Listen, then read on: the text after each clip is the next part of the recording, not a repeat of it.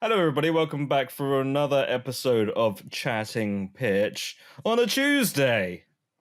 On a Tuesday? Yeah. But Leslie, it's Monday today in real life. We're recording on a Monday. Or maybe you're listening to it luck, on a Wednesday. Leslie, just for editing's sake, let's do 7 different versions of this intro. So I'll do the voice work, and you can just put it into your sentence. Sure. Wednesday, Thursday, Friday, Saturday, Sunday. So when I'm saying, oh, welcome when back, you're spaying, when I'm spaying your cats. You were telling me about your cat problem. A little Freudian slip there. Let's see how you're going to solve this little cat problem you've got. My name is Leslie Way, and joined with me is Matthew. We're here for another episode. I did that just in case you replace me. Yeah, with another co-host. I'll do. It'll be one of my cats. Ridley. With another James. Meow. So wait, Ridley, James, and your cat. My cat. Yeah. They're doing like a Team Rocket chatting pitch thing. Exactly. And then at the end, they get blasted off into the speed of light, and then they turn it into a little star, and it goes ding, ding, chatting pitch. And then we have to rap all the Pokemon names. I want to see long legs.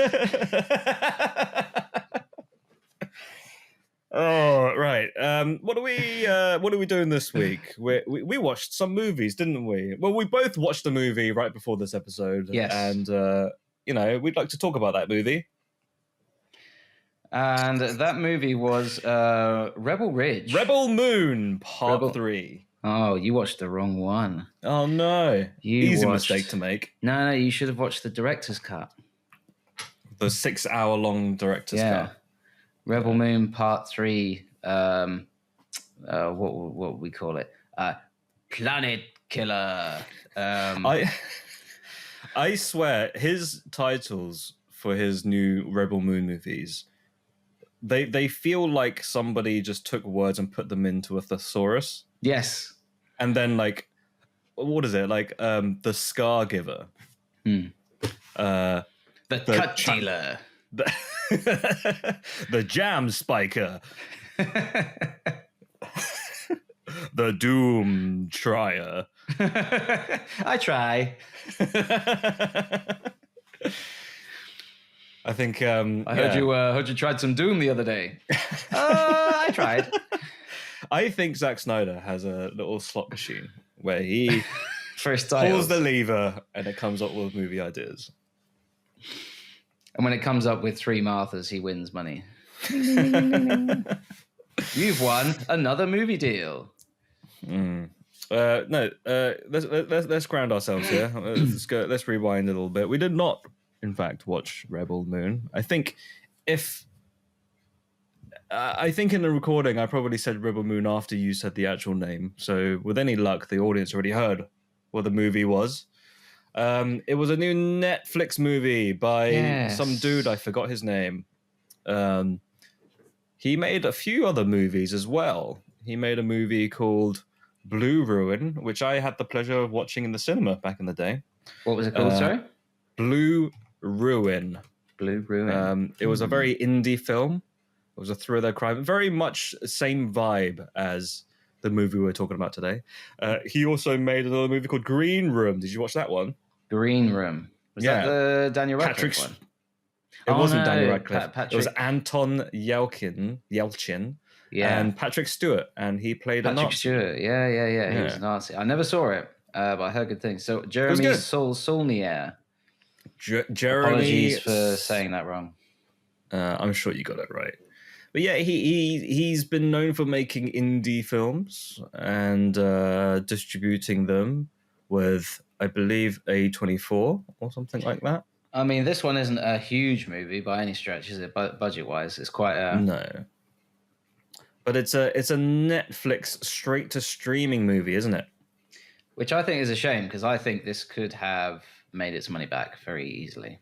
Probably. Not a lot I don't of know what the budget was.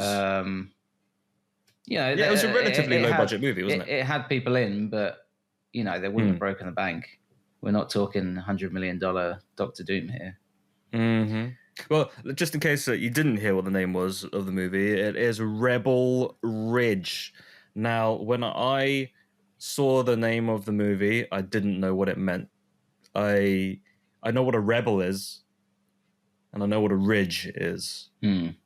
But two together, I couldn't quite connect the dots. Some sort of maverick maniac putting these together. This mountain that likes to go against the grain. But no, it's not about that. It turns out Rebel Ridge is a location within the movie. Yeah, which I didn't realize, but we'll get to that as to why. And it really doesn't really serve much of a purpose to the movie, does it? The name of the movie. It's no. It's kind of like something. It's like this. There was a moment where they said it, and I was like, "Oh, they did the thing where they said the title of the movie." But they don't make too big a deal of it. No, because some movies, the music will swell and the camera will track closer to the character, and then they'll say, "It must be some sort of Rebel Ridge." Part 3, the chutney maker. Cue the jingle.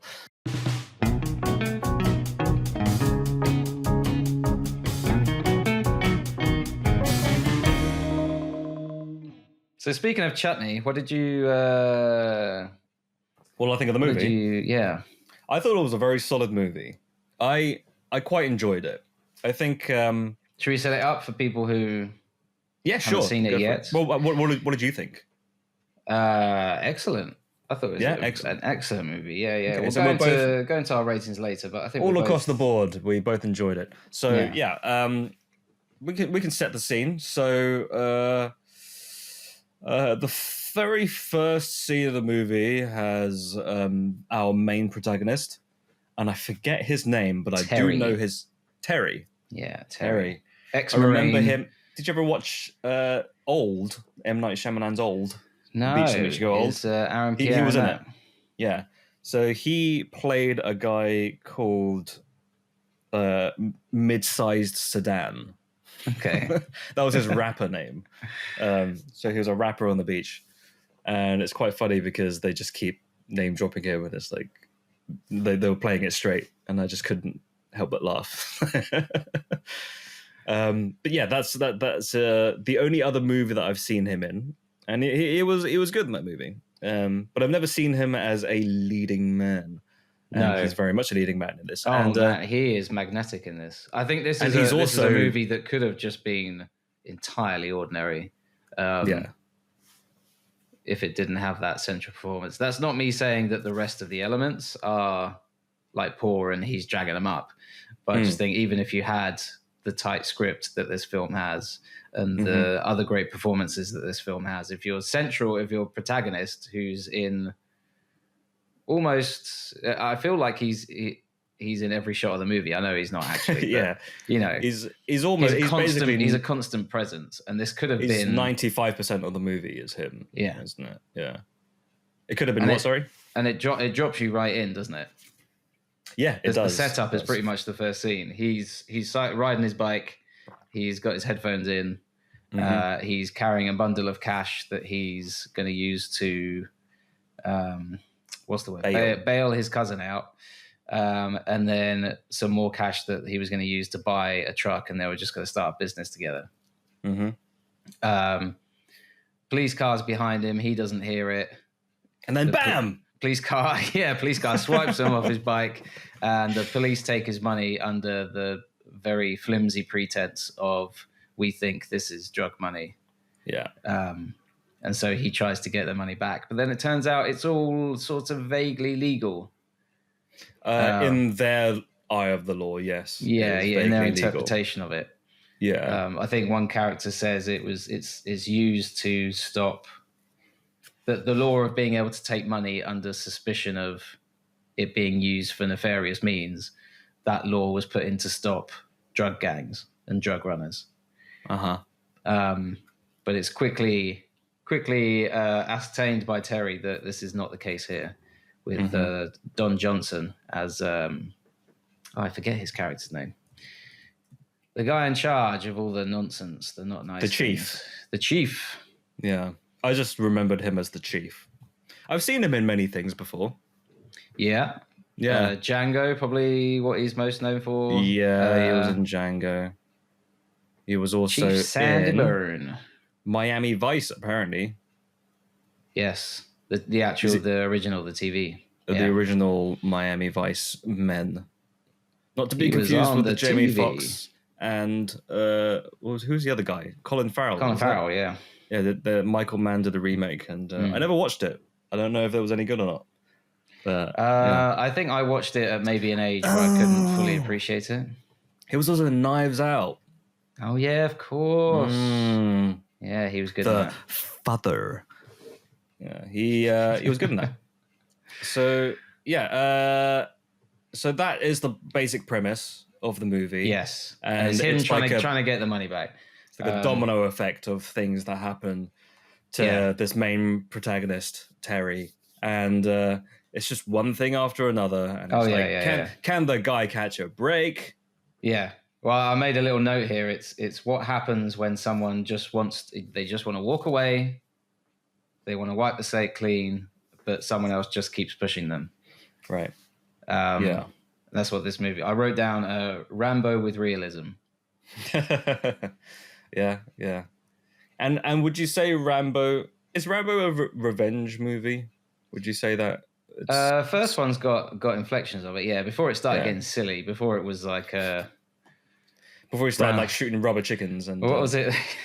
I loved you in Wall Street. Was it the third one where Rambo ends up helping the Taliban? I have no idea. I don't think I've seen one of them, but I haven't seen many of them. Okay. By maybe maybe part 3 it gets a bit silly. I remember in part 4 he punches somebody with a knife and his head falls off. Yeah. But the first one is fairly restrained, isn't it? Yeah, I think so. Yeah. It's a guy who's been pushed too far, but he doesn't turn into the one-man army that Stallone turns him into in later movies. No, but Terry is somewhat. He's almost like a one-man army. He's a tank, by the way. You see the build on that man, and his eyes. He has those like. Just pick me up. He has those Terry. intense eyes. Pick me up and cradle me in your arms, Terry. He's very good. He's really good at just having that underlying frustration being almost constantly there. But at the same time, you can almost read his mind where he's trying not to lash out. He's trying to be nice about this. He's trying to put a deal on the table that's sort of fair for everyone. He's got that ex-military training where he just knows I can't act with my heart on my sleeves. I know loads of acronyms. KFC, CNN, NBA, SEGA. There are Super more. Electronic gaming apparel. That was back when you used to wear a Sega. You used to have to wear it to play it. Wear it to play it. That's what it used to say, didn't it? Yeah. And then Sega, wear it to play it. I like that. That gave me a good chuckle. You used to have to run on the spot really quickly to play a song. Man, they were ahead of the time. They were ahead of the game. What were we? Oh God, you've thrown me off now. Good things about the movie. Good things about the movie. No, well, like we could go into more of the storyline, but that would get into spoiler territory. We let's just say that it's basically it's more of a thriller than anything, I believe. But there are this might be a little bit of a spoiler territory, but like it does in the halfway point. It becomes a revenge story, doesn't it? Like literally right bang in the middle. Yeah. So I remember checking like how far are we into the movie? And I was like, oh, there's still quite a bit left. And there's a certain scene where he almost spells it out for another character and the audience. Where it's like, Nah, this is a different movie now. He almost Yeah, says. yeah. So yeah, in terms of rating, I'd say for me, I think I'd give it a solid chatting pit C. I think I wouldn't give it a full chatting pitch. I think the movie really drew me in narratively. On a technical standpoint, it was shot really well. Edited very well.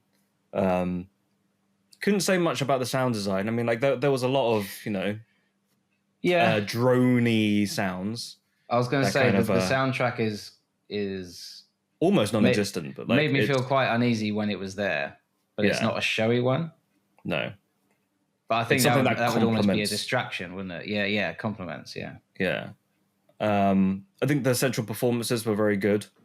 I don't think there was anyone. Oh, there was one character that I really did not like, and I think you know who I'm talking about. Yeah, it turns up early on. He's like in the first scene. Yeah. Yeah. You tased him yet? You still could. that guy. Yeah, that's the one. Yeah. He's it's a what's the word when you try and say that somebody is good and it shows that it's good by what they do. I'm struggling to find the word now. Oh, what? Someone who actually acts good and not just. It's how when you end up hating a character on screen because of their performance, and then you somehow believe like this guy is awful. Oh, you mean those people that are like, hey, Jeffrey Dean Morgan, how could you do that? Yeah. Well, I'm not saying that that's how I felt, that I can't tell the difference between fact and fiction. Yeah. But I'm saying it evoked emotion in me where I was like, oh, gosh, I hate that dude. Yeah. Whenever he turns up on screen, it's like, oh, that guy. Yeah. Like there was one point where he turned up and I was like, oh, not this guy again. Yeah. But the film is really good at that. Almost from the first frame, it gets your back up and it gets the adrenaline starting to pump because you know straight away, okay, this isn't going to go well for anyone. No one comes out of this a winner. But what did you think? What rating would you give? I really liked it was a really tight, solid script. I really liked the bit where he's threatening someone over the radio. I don't want to say too much because it's towards the end. Yeah. And he says something that could be like halfway to an action-y one-liner. Yeah, I know exactly what you mean. He gets off the radio and then he says to the person he's with, like, did I put too much sauce on that? just completely straight-faced. Yeah. I thought the ending sort of came out of nowhere for me, even though it's got something like it's almost a 2.25 hour runtime. Yeah.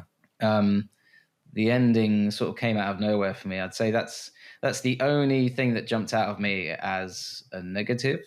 Okay. So I think I'm probably going to give it the same rating as you, probably a chatting pit C. Yeah, we'd definitely watch it again. I think the only reason why it wasn't Aaron Pierre, amazing. Yeah. Don Johnson does really well playing a character who, even as he's saying things that are incriminating him, and even as he's saying things where it's like, can you not hear yourself? He thinks that what he's saying backs him up. Right. Yeah. He's a truly awful character. Yeah. And I think Summer McBride is quite good too. Sorry, that's the character's name. Anna Sophia Robb. Anna Sophia, yeah. As Summer McBride. Last time I saw her, she was in Charlie and the Chocolate Factory. Oh, okay. I haven't seen anything that she's been in since then. She was a child actress back then. Oh, okay. As one of the kids in Tim Burton's Charlie and the Chocolate Factory. Right. And then I think she did a few other bits, but I've never seen I've never seen her in anything else other than that. Yeah. I think she did like a shark movie at some point. Just swimming along. Yeah, she played the shark. Yeah. Look at me, I'm a shark. Look at me, I'm a shark. Well done, shark. You're sharking really well. But I thought, no, yeah, she was also very good. She gave me Ellie Fanning vibes. Okay, yeah. Do you see what I mean? And there was there's a vulnerability there. Yeah. I think also because she was also a child actor around the same sort of time. Okay. And she's grown up to do more serious roles. So I saw kind of like parallels in that. I haven't seen Longlegs, by the way, but she also reminded me a little bit of, Micah Monroe's character in a way. Okay. From what trailers. you've seen of the trailers. From what I've seen in the trailers, yeah. Because Leslie hasn't seen Longlegs, and this makes me so mad. We were just to let people in who haven't seen the listen to the other episodes. We were going to have a thing where every week I was going to try and a gag. What bit? You know. There's no bit. No, there's no bit at all. He says, leaning back in his chair. Ahead. That chair will break, and your lies will be revealed. We were going to do a bit where Leslie was going to pretend he hadn't seen Longlegs, and I was going to be really enthusiastic about it. Every week I was going to try and review it, and you'd be like, oh, but Matthew, there's a Jurassic World teaser that's 15 seconds long. We must talk about this for an hour. Oh, Matthew, I watched this Netflix film, Rebel Ridge. Let's talk about that instead. But you let it all fall away when you sang Nicolas Cage's theme song in the last episode. It's okay. I could have seen a clip online. It doesn't mean that I have seen the full movie. Spend a lot of time on the internet, sir.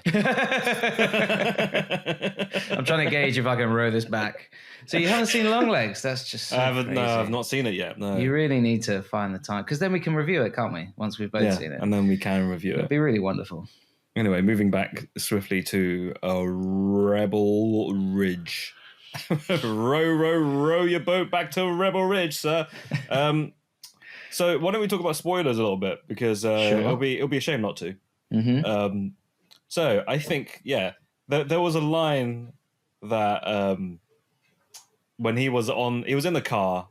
I don't know if he was driving or if he was stationary, but he was talking to the chief, and he was like, I'm paraphrasing here, but it was along the lines of like, I was going to give you the benefit of the doubt, but then I was like, nah, and then he just hangs up. And that was like, well, I don't think that was the beginning of the revenge, but the revenge had already begun at that point. Yeah. But that was when, he made a hard... He was letting him know. Yeah. The gloves had come off. So halfway through the movie, I think that the main premise was that he was trying to save his cousin from going into state prison or something like that, right? Yeah. It's explained partway through that if his cousin's being held on a charge of possession of marijuana or something like that. That's right. Yes. Because then they have an argument over he's not a dealer, he just had some for himself. Yeah. But Terry explains that he did some stuff previously, do with the law, and ended up turning into a witness in a murder case. So essentially someone in big prison really wants to get at him. And the cousin's problem is that the prison in this town, the jail in this town, is getting torn down and rebuilt or something like that. Mm-hmm. So he's going to have to be transferred to this big boy prison. Yeah. And if he gets found out, he's screwed. He's dust. But then along all of that, the police are very much corrupt, aren't they? And they are stealing money from people who need it and making false claims that they are using the money for stuff like drugs, money laundering, etc., etc., to help fund their Christmas lights or Yeah. or what was it again? He was like talking about it's something that gets mentioned. 4th of the July fireworks. Yeah. It's mentioned a couple of times that they bought a $900 margarita machine or something like that. So they're using this. They're taking money from people who need it to fund their own, personal endeavors. So this is when things start to hit the fan because it's like one thing after another. He tries to appeal, but he can't appeal. And then that's where he meets Summer McBride. Did you say? Yeah. Is the name? Yeah. And she works for. Who did she work for? Was it the? It wasn't the police. It was the prison. She works for the local judge. She's local in judge. The realm of the law. She's a member of authority, and she also has a troubled past where she has substance abuse. Yeah, and also she has a child that she doesn't have custody in. So there's like this legal battle, and she needs to keep the job, but her job's on the line once she meets Terry. Because Terry wants her to help him. Yes. Inadvertently, he never asked for the help, but eventually he quits, and then she needs his help when the police screw her over. I just think it's really interesting that Terry as a character is like everything that an American is told they're supposed to be. Mm-hmm. He's a hard worker. He's self-sustaining. He even camps out in the woods his entire time there. He knows jiu-jitsu. He knows he can catch a fish with bare hands. Yes. All-American guy. Yeah.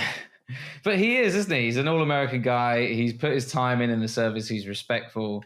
Like he's everything that Americans are told they should be. But sorry, mate. The law's gotta have its fill. There's also a little bit of it's not too on the nose, but there is a little bit of, the whole racial profiling aspect of it, where they're like, every now and then someone goes like, "Oh, drugs, isn't it?" And then it was like, "No." Why do you think that? Just a guess, Yeah. And it's like, it's kind of it's the microaggression and like slight racial profiling of it. But I don't know if the original script even had any of that, because it felt like that main character could have been played by anyone really, and the story probably still would have worked. But it's nice that they like made it current, and I think it gives it another dimension. It does give it another dimension. You have something else that he should feel aggrieved about, and has to. And goodness, does it make you feel angry at the police, doesn't it? Well, this particular police anyway. It got to about halfway through, and I thought, is it gonna?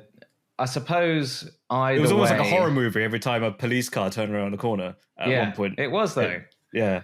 Because that was how he felt. I mean, you had that bit where him and Summer were having a conversation, but they had to do it in some back alley because they couldn't be seen talking together. Yeah. But I did want either way the film went with it. You could argue, you could be a little troll and say that it's wrong, because it could have been a movie where everyone was a shade of grey. Does the little troll live under the Ribble Ridge? Yeah, he lives under that bridge. he lives under that bridge where Terry leaves his truck. Yeah, and he's like, "I'll look after your truck for you." And Terry's like, "Who are you?" "I'm the troll." There we go. I'm the troll who'll tell you why your movie's wrong. This is as far as we could take. Good and bad people on both sides. This is as far as we could take the pitch section of the movie, I think. And then as soon as you put good and bad people on both sides, the troll turns around and says, "Look, that's why you're wrong again." Who's this troll played by? I don't know. Some guy who's got no neck. Every time I do his voice, I put my shoulders up. Yeah. "Let me tell you this." And he's very limp-wristed. Yeah. He can't make a fist. His fingers are tired from typing. "Let me tell you this, why the movie's wrong, and this." Yeah. Uh, Anyway, like and subscribe. anyway, like, how does the movie end again? So yeah, you said you had some issues with the ending because it came out of nowhere. Yeah, I got And the feeling though it was almost just me. Like I blinked and suddenly they're getting an escort, and I felt, did I miss something? Did I miss it was a line it of was the dialogue? whole. Or- Well, it was the bit where it made sense to me because it was all leading up to. Well, it was kind of set up quite conveniently where the policeman who we're supposed to hate, I don't remember his name, but he says, "Oh yeah, all these police cars, they record as soon as you put the lights on." Oh And yeah, David Denman, who yeah, has only recently finished playing a scumbag in the show Eric. Do you ever see Eric? I did not see Eric. In Is a that similar the- sort of guise, he plays a detective who's just a real scumbag. Yeah, there are some people who are just really good at playing scumbags. Like, who's that guy from Breaking Bad? The guy who looks a bit like Matt Damon. He's really good at playing a scumbag, isn't he? Who is that? Let me find out his name. He was recently in Kinds of Kindness and also Civil War. Jesse Plemons. Do you know Jesse Plemons. Yeah. He's real good at playing the scumbag, isn't he? Yeah. He's Yeah. also played very, very nice characters. He's great in Game Night. I have seen him in Game Night. He almost plays a scumbag, Yeah. but then he has a little bit of a is a But twist. every line reading he gives in that is amazing. Yeah, he's a good I actor. wouldn't, I wouldn't necessarily recommend the movie, but You didn't like it? I thought it was fine. a fun movie. It was it was like Tag, where it was like this is a 3-star movie. I've never seen It's Tag. fine. I don't want to see Tag. It's a great premise. Do you know the premise? Yeah. I know the premise. Yeah, it's like a tag game that's been lasted for many years, right? They're in Amongst their a group of mid-30s friends. and they're still doing Yeah. it. Yeah. It's a great premise, but I remember watching. I was watching it at home. I got about an hour into it, and I just realised I haven't actually laughed. Not Oh, once. Things are happening, but my goodness. I had the same thing with the Beetlejuice trailer. I recently watched that trailer with For my 45 partner. minutes, an hour. Excuse me. You sat there watching it for an hour, like I did with Tag. You just sat there watching the The trailer. trailer over Yeah. and over again. Again. Yeah. Again. And this time enhance. Now play How- it half speed. So if I were to do my maths, if I had watched it, say it's a 2-minute trailer, Mm. I would have had to watch that about 20 odd times Yeah, 20, 30 times. Yeah. to last about 40 minutes. Including that really annoying opening 5 seconds where they're like, the trailer starts now. And I'm like, I know because I clicked it. Do you know what that's called? It's called a trailer stinger, I believe, or a trailer hook.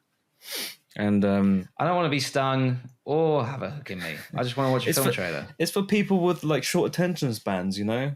People like me. Every 30 seconds. The trailer is still playing. The trailer is about to end. Did you enjoy the trailer? Well, it's Click still here playing. to replay the trailer. Yeah.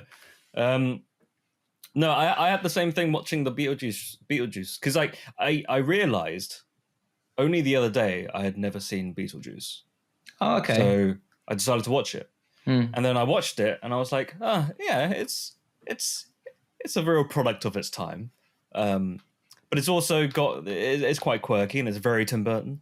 Mm. And then I watched the trailer for Beetlejuice, and it felt to me like it was supposed to be funny. Okay. But I sat there and I didn't laugh once. Okay. But I still would like to check it out because the reason why I watched the first one is so that I could watch the second one. Right, right. Have you seen it? I've seen the first one. I just have to say, and this is not a critique. I'm just not a Tim Burton guy. Is it a I'm bit not too hot saying topic his movies for you? are. I'm not even saying that they're bad. It's not for me. Yeah, Not my a little bit- stuff. A little bit too hot topic.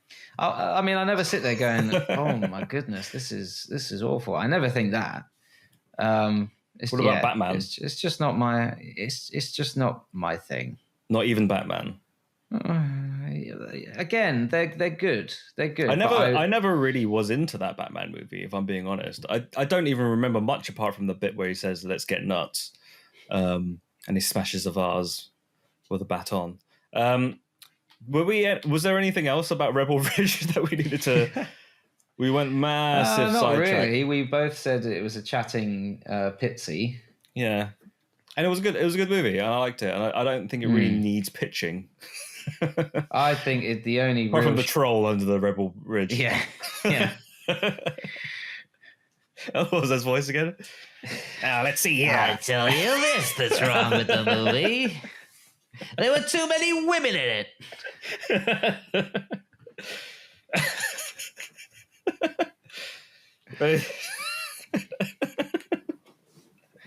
Of course, they only let him off at the end because he's black. It's those sorts of people that are just like the ones that it's almost you just can't win with them.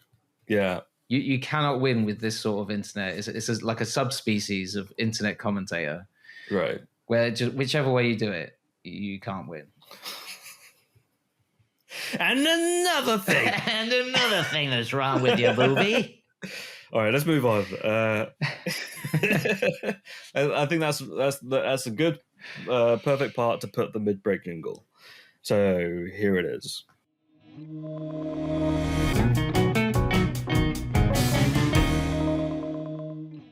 And now let's talk about something else. What else have you been watching lately, Leslie? Well, yeah, I watched Beetlejuice, and that was a movie. And then I also, not my choice, I got roped in to watching one of those.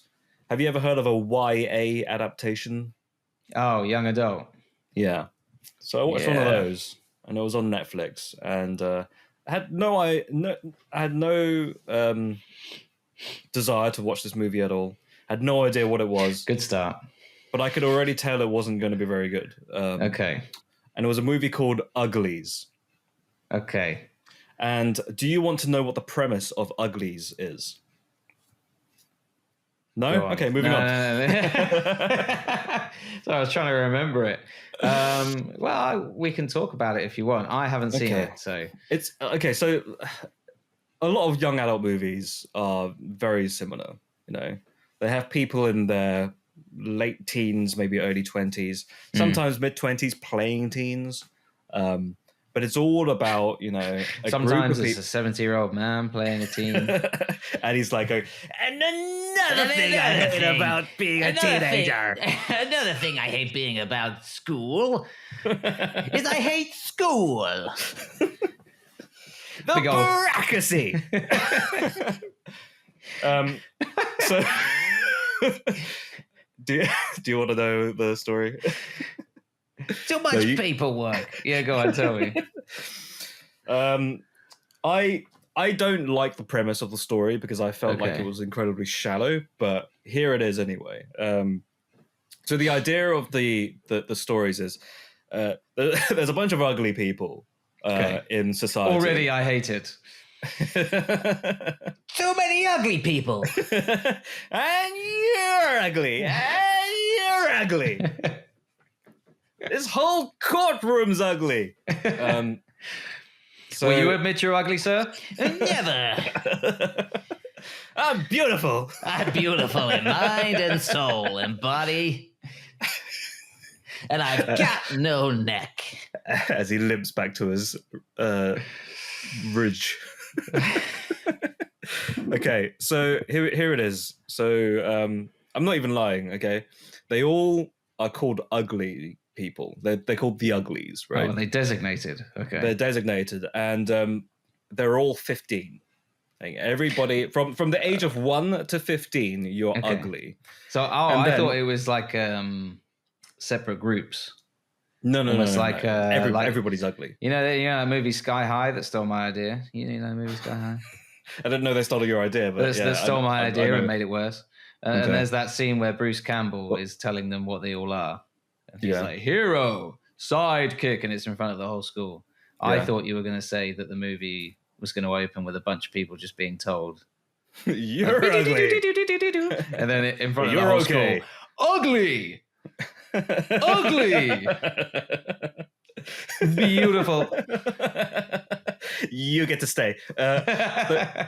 No, it's essentially what it is. It's like graduation, right? So Okay. when you're from I'm guessing from years 1 to 15 years old, you're all designated as ugly people. And then when you Okay. turn 16, you get surgery to become Okay. pretty. Okay. This is Alright. a set in a dystopian future, but everything looks like Singapore for some reason. Like Okay. loads of big skyscrapers, neon lights, and everything. Sure. Everyone has hoverboards for some reason, Okay. which is completely. There's a lot of borrowing from other movies, by the way. I Like, think you've I've heard a couple of reviews for this that says it's great for a young adult audience who haven't had the time to take in the other stories that this steals from. Yeah, Would you agree with that? potentially. But I think maybe because I've seen quite a fair amount that it does borrow from, it just I found it incredibly boring, and just I didn't like it. I don't know if you could Okay. tell. I just thought it was a very dumb movie. But yeah, so what happens in the movie is I don't care about spoiling it. I'm just gonna go ahead and say it. So what happens is once you turn 16, you get surgery, and then you become pretty, and then you get shipped off into like the Singapore area, and all the ugly people get. It seems like they're in internment camps or something like that. They're just in these little blocks, and they can't leave or anything, but they still go to school. So what Like, is the really- film trying to say with this? So the main character, played by Joey Ugly King, people are wrong. and you're ugly and wrong. This troll is everywhere. Oh, he So, is. I think the thing that they're trying to, I don't know really. Is it a message of acceptance? Please accept I think so. people how they are, whether they're ugly or not. And there is a point in the movie where the main character, she has like a best friend that gets shipped off to having surgery and becoming pretty. And by the way, their idea of pretty is just having lots of makeup. They Okay. fixed their nose. Like, there's one character who said, "I'm so ugly, I've got such a big nose," and his nose was fine. It was like there was nothing wrong with his nose. And then, was it like where they have the problem that some movies have, where it's okay, we need to cast someone that the character is supposed to be ugly, but also we need to cast a star, so they get someone like Brad Pitt, and Brad Pitt standing in the mirror going, "Oh, he's got like a so wart on his ugly." nose or something. Yeah, He's got like a small spot, and he's like, "Oh, my complexion, I'm disgusting." Well, that's how it felt. And then there was also people who were on the uglier side who weren't ugly, and there were people on the pretty side who looked the same. So it's like, who's ugly and who's pretty, really? And it's all subjective. Do you think that was deliberate? I don't know. I really don't know. But they made it a point. And then at some point, the guy who gets the surgery and becomes distant from the main protagonist, he has some sort of meeting with one of the higher ups, and then they turn him into a super soldier, and he becomes and then he wears like a outfit that's lifted straight out of Tron Legacy, and he starts, "You're so pretty, we're going to put you in a computer and teach you how to fight." And at one point he comes back and he just doesn't say anything. He has no dialogue. He's just standing there with the suit on, and I couldn't help but feel like he was about to say, "I've just come from the grid. Where do I plug myself in?" Yeah. I need to recharge. Uglies. Yeah. Where can I find a charging port? Uglies. You ugly. Hey, ugly, out of the way. Don't touch me. Guess how it ends. There's like a rebellion who were A massive ugly beam shoots up into the sky, and it makes everyone ugly. And then they realize that they were all ugly all along. Yeah, and everyone realizes like, oh, it's actually okay to be ugly. No, that's not how it ends. It ends with a massive cliffhanger that's supposed to set up for a new movie, because the main protagonist, who was ugly the whole time, says, oh, there's a serum. Because okay, here's another thing. When you become pretty, you also become dumb. So what they do is they cut something from your frontal lobe in your brain. And But then who is doing this? Because clearly the people who have done this have gone through. This is just idiocracy, but without any of the satire or humor. So here we go. Right, the main character gets to the very end, and then she says, "It has what plants need." There's actually an antidote to stop you from being dumb when you become pretty. I need an antidote for the stupid. Yeah. So what? 50 cc's of smarts. It ends right with her saying, "Oh, I know how to." Are these doctors that do like X-rays of people's craniums, and it just spells out "dumb" on the X-ray? I don't really know what I'm looking at here because I am also dumb. You know what? You know what's ironic? This feels like a pitch that we would come up with, but it's a real movie. It ends with the main protagonist realizing that there's an antidote that will stop her from being dumb when she gets her pretty surgery. And it ends with a shot of her having had the surgery, and it looks like she's got some sort of Instagram or TikTok filter. She's like all airbrushed and everything. Right. But I couldn't help but feel like she's staring into the camera and she is dumb. She's just okay. And that's how it ends. And it's supposed to be setting up so that the rebellion come and save her. Okay. And give her the smart pill. Yeah. The smart givers. Yeah. I will be very surprised. Ugly Moon Part 2. The smart giver. I'll be very surprised if this actually got a sequel. But guess who directed the movie? Oh, you say that in a very loaded way. I say that because you know who this director is, and I don't think you're a fan of his movies. And we've mentioned his McG. It's McG. It's McG. Yeah. When I looked up IMDb and I saw the words McG, I knew I was in for a ride. And my lord. A very boring ride. What a boring train wreck. Very wreck. bland. The train wreck was so boring that everyone survived. That you became dumb. Yeah. For 5 minutes after the movie. Yeah. Anyway, mate. Be staring into space. Smorgy dorg. I think the train is starting. But at least I'm pretty. So that's the Uglies. So these are presumably plastic surgeons who think the way to make you pretty is to go in through the brain. Yeah. No. So how are we going to fix this guy's face? We're going to go in through the back of his head. So they do mention in the movie, and I don't want to give it too much credit. We're going to take part of his brain and we're going to slap it on his face, and that will make him look pretty. Oh, I can see that guy's brain. He must be pretty. There is a moment in the movie where they do mention the reason why they are making these people dumb is so that they can control people. Okay, so there are some people who've had the pretty surgery without the dumbness added on. Yeah, and if you don't get the pretty surgery, you either become ugly for the rest of your life and be outcasted, or you become a rebel and you go into the woods and you make you make campfires. I'm ugly. I'm going to the woods. Yeah. Is that it? Yeah. Okay. There was one character in there where, like, the whole time, like, I think it was the main character's best friend, and she was like, I'm so pro-rebel, I don't want to be pretty. There was, like, nothing wrong with her at all. Like, she was, like, a perfectly fine-looking person. Yeah. And she was, like, the best hoverboard rider out there, and she was able to do... The hoverboard CGI is horrendous, by the way. It looked like PlayStation. Okay. There's a moment where, like, she's all like, I stand by the rebels, and then the pretty people are saying, oh yeah, she's been brainwashed. She's been brainwashed by the Uglies, and then and then she gets captured by the pretties, and then she gets put into surgery, and they made her pretty and dumb, and the way that she's pretty is that she wears a big sparkly dress, she's got longer hair, and she's got a lot of makeup. And she's like, I don't know where I am. And she doesn't sound like that. But Someone help me! I can't eat. I have brain on my face.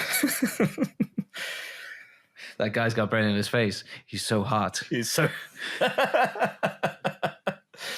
Okay, that's it. That's all. I guess we could pitch our own version. I mean, we got like 10 minutes left, but like, if you wanted to pitch your own version, we can be like. I don't know where we're gonna go. It's kind of a parody. What do young adult stories always have? They always have some sort of overarching, shadowy, secretive organization fighting against the scrappy people who we're supposed to identify with. Yeah, what have we got? We've got Hunger Games. We got The Maze Runner. Which was actually a pretty solid movie. I haven't seen it. I don't know. Yeah. What was the other one? Can you tell I've had the pre-surgery?